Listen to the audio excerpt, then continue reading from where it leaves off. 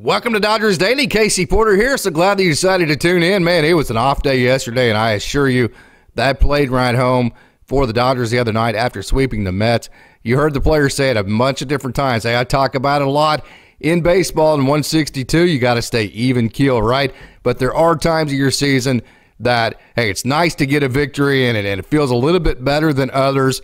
That was one of them when the Dodgers went into New York and had the comeback win in the first game, and then won the second game of the doubleheader, then won the game the next day and swept the Mets. Now coming back home to a series to where you feel like you can gather a lot of momentum before you go into Pittsburgh and probably face Paul Skeens there, which I'm excited to see. It looks like the way that Paul Skeens is as far as his rotations going, it does look like the Dodgers are set up to face him, so that will be super exciting.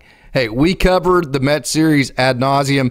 We had two shows on Wednesday, including a wonderfully fun live show on Wednesday night. So I'm not going to beat you over the head with any more of the LA Dodgers talk, to be honest with you. There's not a whole lot to talk about other than what we've already covered to begin with. And there was some just great action in the Dodgers system yesterday. So I wanted to spend a little bit more time with the minor league system. I think you guys know anyways. That's the part of that I really enjoy. It's covering the prospects anyway. So, hey, we have Jackson Ferris on the docket today for the Down on the Farm. We have Dalton rushing. Justin Robleski hit 99 miles an hour again. Ronan Kopp, we have him on the docket again as well. Kyle Nevin, we have him for Great Lakes, who is the son of Phil Nevin, and talking about some of the things he's doing for them, for the Loons. Dylan Campbell as well. And then also at the AAA level, we have Landon Knack, we have James Outman, we have Ryan Ward, Andre Lipsius, Chris Owings. So we have a jam-packed show today filled full of firepower.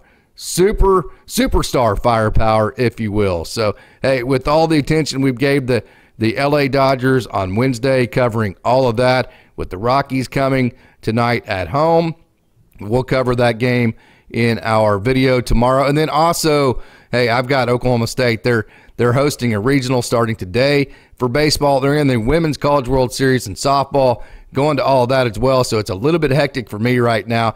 So I wanted to give more time to the Down on the Farm segment. So, hey, that's what we're going to do right now. We're not going to waste any more time. We're going to get right to it, and we're going to take a trip down on the farm.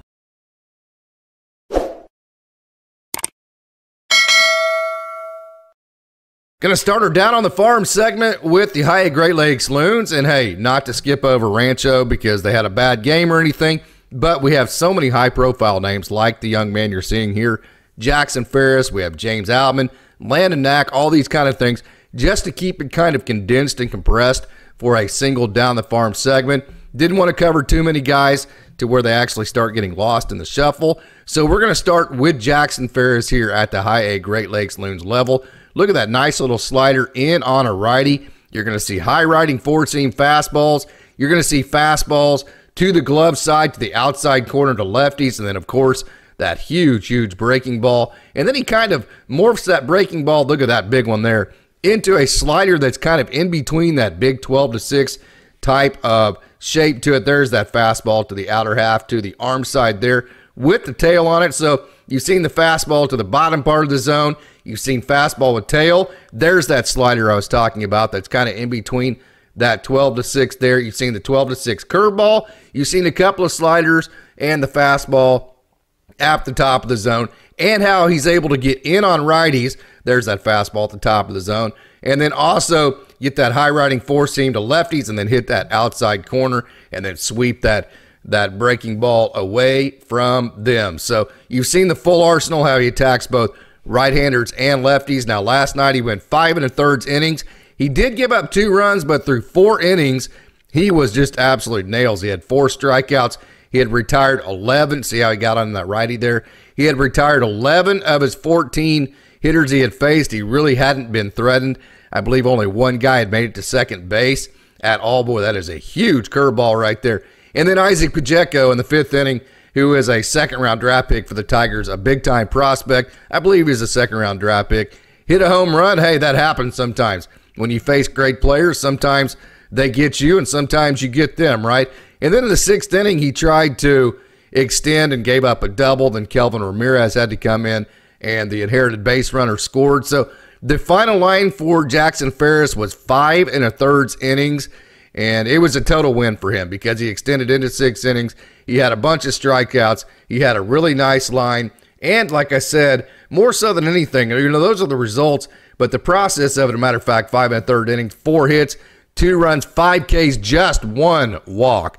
And we know when he only walks 1 guy, he's going to be dominant, and he extended. So there is nothing not to be totally excited about with the performance last night of Jackson Ferris. This is Kyle Nevin right here, and you can see he covers the plate both east and west as well as any hitter in the game. This is a guy that can really hit just about every location of the strike zone, except for, if you notice the frame, he's tall and lanky.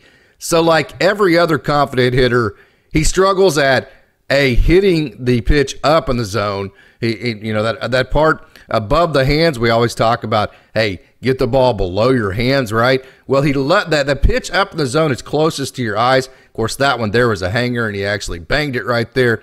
But when you throw a fastball up in the zone, it's closest to your eyes, so hitters see it the best, and it is so difficult to lay off, and it is so hard to hit. And that's why the Dodgers use that high-riding four-seam as much as they do. So, hey, that top of the zone for Kyle Nevin, who you're seeing here, who is the son of Phil Nevin, is a little bit of a blind spot for him.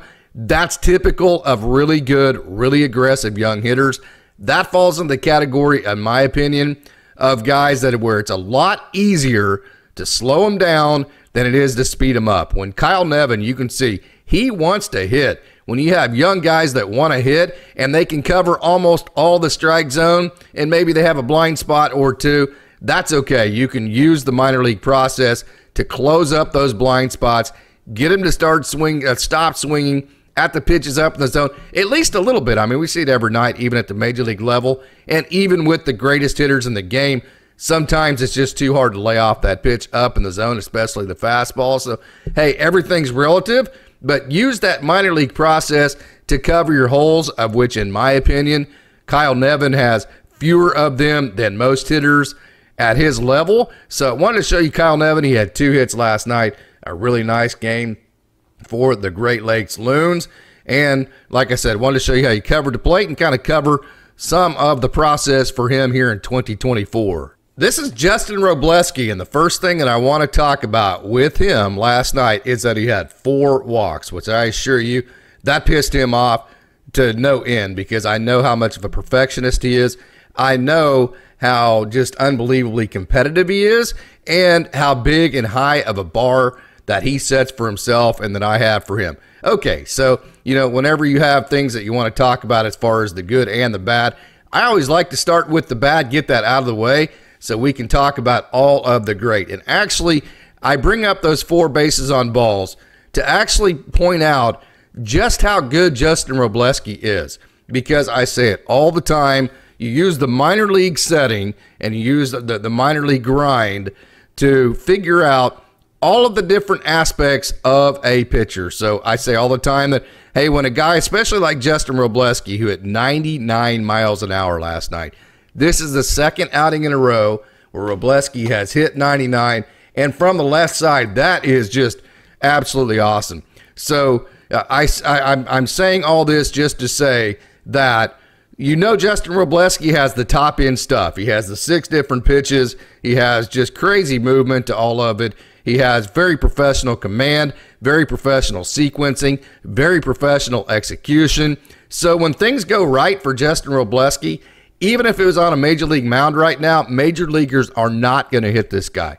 End of discussion. So what you might want to know is, well, how does Justin Robleski pitch on nights when things aren't perfect? Can he grind through I'm not saying this outing last night wasn't like great, because it really was. It just wasn't totally perfect as far as the bar that at least I have set for him and probably has set for himself. So you want to know, how does a guy get through a game when things aren't totally perfect? Like the 4 walks last night from Justin Robleski. Well, how about 5 innings pitched, 3 hits, 1 run, 5 strikeouts, and then, of course, the 4 walks. So Justin Robleski, in a lot of ways last night, This should be an outing that proves to you, even more than his best outings, where he's just completely dominant and everything's in the strike zone, that this guy absolutely is a legit potential superstar at the major league level, because even on nights where the ball isn't, not everything is absolutely perfect, he still has dominant results. So, hey, Justin Wrobleski, could not be more excited about him. Go Pokes. So this is Ronan Kopp right here, and I'm just going to tell you right off the bat, hey, stats are what they are. He did not get ramped up until I believe I think he had 2 outings right there at the end of April, and then his first 4 outings, to be quite honest with you, were pretty rough for Ronan Kopp, just getting back into the swing of things. And so, hey, his last 3 outings, though, have been very, very, very good. I'm going to tell you right now, I don't care what his stats say.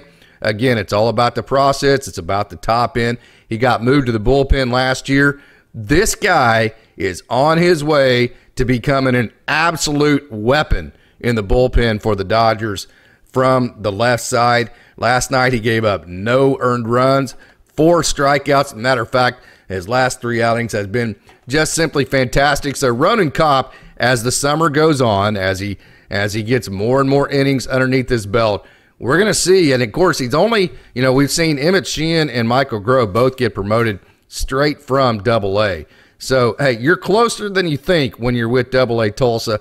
This is a guy that could help the Major League bullpen as long as he can. Hey, it's just a matter. It's like all these young power arms, especially from the left side. It's all about mastering the control and command.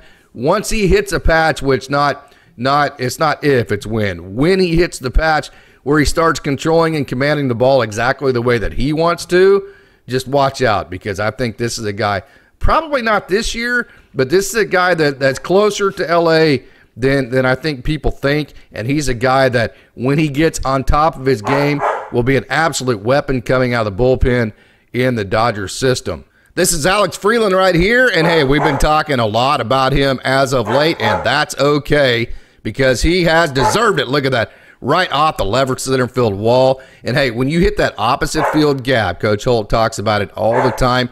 When you're doing that, that just tells you that you're letting the ball get a little bit deeper and you're hitting through the baseball. So left center field gap. Now how about right center field gap? You talk about a guy that is using the gap. He's a gap-to-gap type of hitter, a guy that stole 31 bases last year, a guy that can play third base, shortstop, you name it. Alex Freeland with an elite work process off the field. Could not be more excited about that swing right there, how he's staying through the ball. Hey, the questions in the past have all been, can he cut down on a swing and miss? Well, I promise you, if he keeps hitting balls to the left center field gap, the opposite field gap, that will cut down on his swing and miss. So that's the significance of that double right there, and then also the great start for him in 2024, Alex Freeland. This is Dalton Rushing. Kapow. See you later.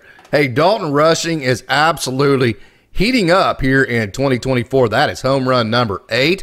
And as a matter of fact, that hey, his stuff and the way that he plays on the field is simply fantastic. But I want you to, hey, I've said it many different times, he is just one of the most fiery young players in the game. Hey, don't trust me. Here is play-by-play voice for the Tulsa Drillers, Dennis Higgins, who's been around forever. He's one of the most widely respected announcers in the game at any level. Here is what Dennis Higgins, the Tulsa play-by-play voice, had to say about Dalton Rushing. Love the way that guy plays the game of baseball. He's got that Pete Rose mentality.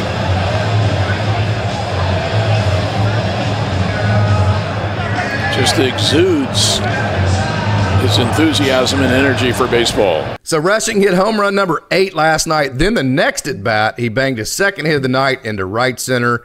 Home runs in 4 of his last 7 games for Dalton Rushing.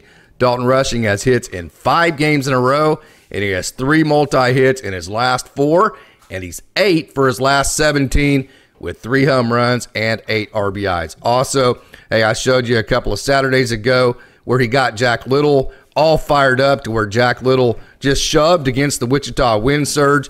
So he is a leader on the field. He is fiery, and he has an elite hit tool. There is nothing not to be totally excited about with Dalton rushing. Going to move up to the AAA level right here. Let me back you up there just a touch and let you watch this again. James Outman, go get it, young man. Right there. That is the second, maybe the third really, really nice catch he's made. I know I posted a video the other day of him going back to the wall, and I had a comment on it. Well, hey, that was an easy catch, right? Well, no, it wasn't. That catch that I posted the other day against the wall, he makes that look easy because he is so comfortable around the wall. He is fearless in the outfield. And if you go actually to my video and you listen to the Albuquerque play-by-play voice, he talks about what a great jump that James Outman got on the ball, on that ball right there. So, hey, that was a really, really, really fun play to watch James Outman on. And by the way, he had an incredible night last night. James Outman, 3 hits. And again, it's in Albuquerque. I get it. It's thin air and all of that. But, hey, his exit velos were good, kind of like we used to say with Miguel Vargas. I know you guys know he can hit AAA pitching.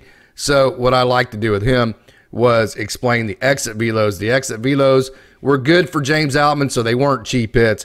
3 hits last night, home run number 2 since he's been optioned down to AAA Oklahoma City. You saw the diving catch. And James Outman was on base 4 times. That's his second 3-hit game in his last 4. Let me say it again. James Outman has 2 3-hit games in his last 4 games he's played, and he has hits in 5 of his last 6. So, yeah, we know James Outman can, like, go off, right? So how about the consistency? He has hits in 5 of his last 6 games, and he's 8 for his last 16. And as you've seen even on this video, he's hitting the ball to all fields. There's one to left center. You saw him pull one into right field. And so, hey, James Outman is grinding. He's doing everything he can. We talk about, hey, when you get sent down, you have 2 choices.